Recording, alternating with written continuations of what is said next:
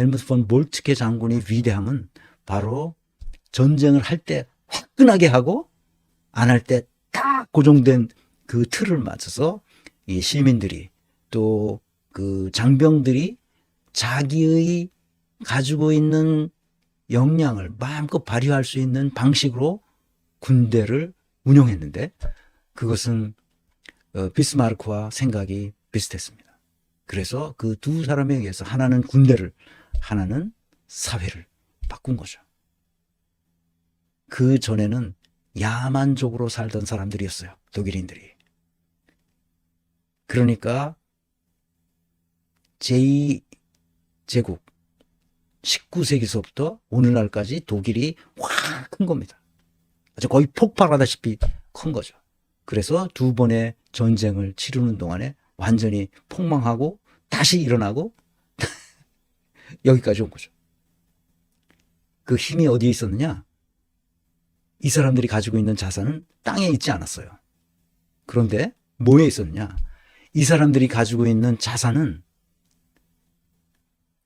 지적 자산인 거예요. 이 세계를, 유럽 전체를 자기네가 먹을 수 있다는 힘을 기르는 것은 그것은 지적 자산입니다. 우리 한국인이 동아시아에서 우뚝 서는 나라가 될 수 있으려면 이 지적 자산을 키워야 됩니다. 이 무당 이런 애들 좀 이제는 끊어요.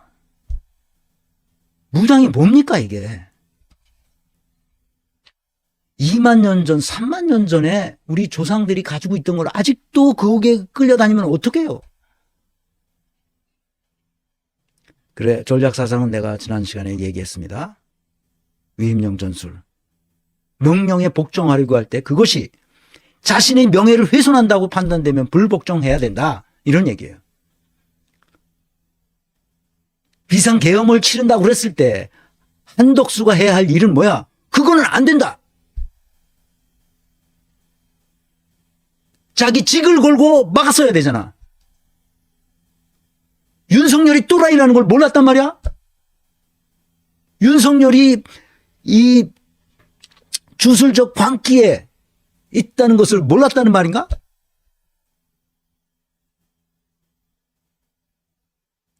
군인은 명령에 복종하는 것이 원칙이지만 인간은 그 원칙 위에 있다는 놀라운 문장을 우리에게 가르쳐 줍니다.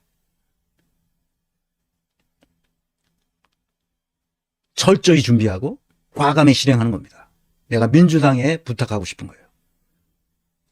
사람을 철저하게 조사하고 그 사람이 어떤 행동거지를 지금까지 해왔는지를 쭉 보면 이 사람이 쥐새끼인지 아닌지를 알 수 있어요.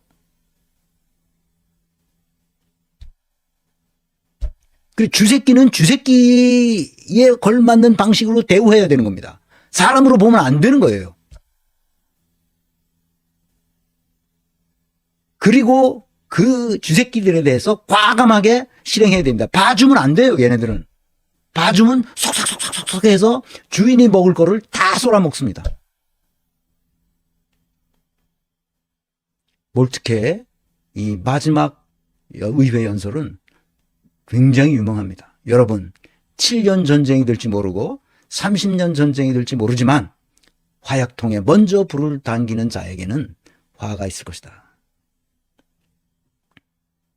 다시 전쟁하지 말라는 거죠. 이제 평화가 됐으니까. 그런데 이들이 몰트케도 죽고 비스마르크도 죽고 전쟁이 시작되죠. 이 몰트케의 비준, 몰트케의 삶의 철학, 모토 철저하게 준비한다는 겁니다. 국힘당 애들은 준비가 하나도 안 됐어요. 그래서 어떻게 할지 모르게 갈팡질팡하고 있어요. 준비를 민주당이 그나마 많이 했습니다. 그런데 사람 볼 줄 모르니까 한덕수 같은 등신에게 아주 중책을 맡긴 거예요. 실수죠. 실수를 우리 국민이 만회해 줘야 됩니다. 어떻게 해야 되느냐? 한덕수를 우겨싸야 됩니다. 한덕수를 계속 공격해서 한덕수가 아이고 안 되겠구나. 이거 배신했다가 내가 다 죽겠구나. 이렇게 생각하도록 만들어줘야 됩니다. 무속에 걸리면 반드시 죽는다는 걸 알아야 됩니다. 비참한 종말을 맞는다는 걸 알아야 됩니다.